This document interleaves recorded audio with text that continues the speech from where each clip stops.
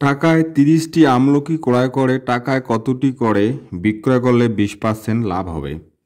তোমরা টাকায় মানে কি 1 টাকায় 30টি, এখানে থাকতে পারে 10 টাকায় 30টি, যাই হোক এরপরে আমরা ওই টাইপের অঙ্ক তো চলে যাব। হ্যাঁ, টাকায় তাহলে 1 টাকায় 30টি, আবার কত মানে টাকায় কতটি, মানে আবার 1 টাকায় কতটি বিক্রি করলে 20% লাভ হবে। তার মানে কি এখানে বিক্রয় সংখ্যাটা আমাদেরকে বের করতে বলা হয়েছে। যখনই বিক্রয় সংখ্যাটা বের করতে বলা হবে, আমরা তখন আগে ক্রয় মূল্যের উপর কী করব, লাভটা ক্যালকুলেশন করব। ঠিক আছে, তাহলে আমরা এখন ক্রয় মূল্যের উপর লাভটা ক্যালকুলেশন করি। তাহলে আমরা এভাবে লিখতে পারি যে 20% লাভে 1 টাকার দরে দরে আমলকি আমলকি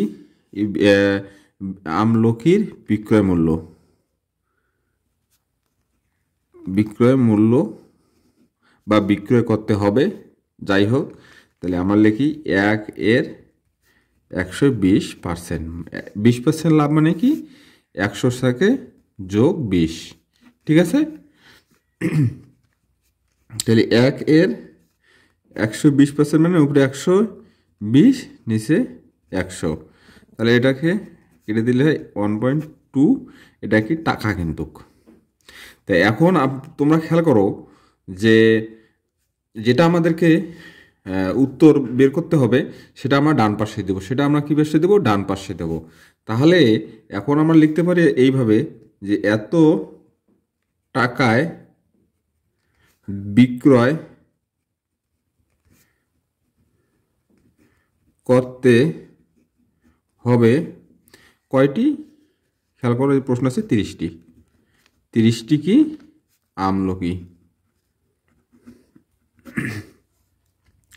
অতএব আমাদের কটার সংখ্যা বের করতে হবে, যে 1 টাকায় মানে একটার সংখ্যা বের করতে বলা হয়েছে।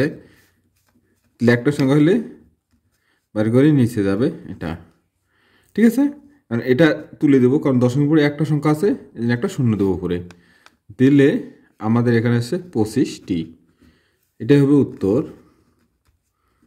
25টি কি আমলকি।